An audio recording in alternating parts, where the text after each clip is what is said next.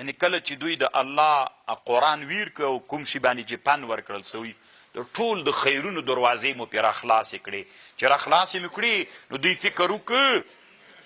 خوشحاله سول دا استدراج یو ناڅاپه عذاب ونیول دلته طالبانو علامه سید قطب امریکا ته تللی بیا هلته د امریکا حالات لیدلی دي نو دوی وی کټ مټ دا د دوی امریکې حالات داسې لکه د دې آیات حالات وي زه چې امریکې کې ګرځېدلم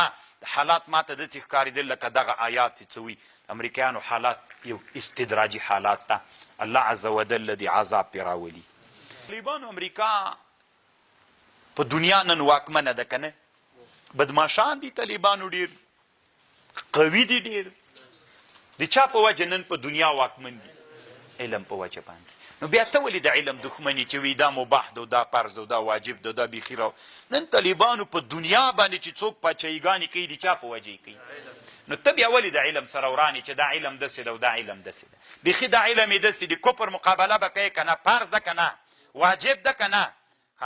نو چې مقابله یې واجبه سوله نو بالمثل مقابله به کوې که مقدمه د واجبو واجب وي موقوف علیه د واجبو نو ته د سره مقابله کوي د د مثل غوندې مقابله کوي خو هغسې اسباب به پیدا کوي نو هغه اسباب شته هغه اسباب در باندې واجب دي نو چې هغه اسباب تا باندې فرض و واجب سو بیا به ته مقابله طالبانو ورونو د غیب په اړه باندې انشاءالله که چېرته بیا بحث راغی دلته روح الماني نه ده کړی بیا به چېرته درته وکړم انشاءالله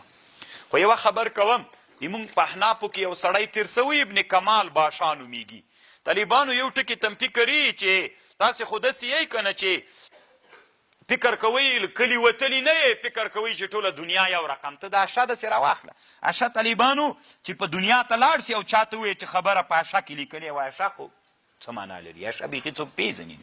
دا د هرې دنیا ځان ته فکریه د طالبانو حاشیه څه ده حاشیه څنګ ته وایي طالبانو یا خبره په حاشیه کې وایي په کومه حاشیه کې وي ته راځه راسره لاړ سه کونج ته ځي دنیا کې طالبانو حاشیې ته تعلیق وایي زیلم ورته وایي تعلیق هم ورته وایي طالبان اکثره طالبانو التعلیقات المفیده حواشیو ته نوره دنیا کې طالبانو تعلیقات ورته وایي حواشي دا د هند و پاکستان و افغانستان دغو منطقو کې طالبانو حواشي ورته وایي د رد المحتار طالبانو حاشیه ده که نه حاشیه ده په هغه باندې لکه شرح د حاشیې فرق خو در معلوم ده کتابونو کې په ټول متن باندې یا په بعضو باندې اوس طالبانو ورونو د مولام په دنیا کې فرق لري په ایران هند و پاکستان دی وطنونو کې ملا ورته وایي ملا عالم ته ملا وایي طالبانو او په هند کې طالبانو باشا ورته وایي کمال باشا اسماعیل باشا دا باشا اپندیو باشا طالبان او په عربي نړۍ کې طالبانو عالم ته که ته ورته انا مولوي انا ملا درته وایي من ایش ملأت له کوم شي نه ډک یې که نه ملا ای څه ملا څه معنا لري طالبانو هغې عالم ته وایي شیخ ورته وایي انا شیخ داسې به ورته وایي یا هو شیخ نو طالبانو چې دې اصطلاحاتو سره د هرې دنیا ځان ځان ته خپل خپل اصطلاحات دې ټکو ته طالبانو تاسې فکر وي د ټولې دنیا یو رقم ته حکمونه نه دي علامه عبدالحی صاحب یو کتاب جوړ کړی ده طرب الاماثل بالتراجم الافاضل چې د دې کتاب اواخرو کې طالبانو او هغه کې الفوائد المفیده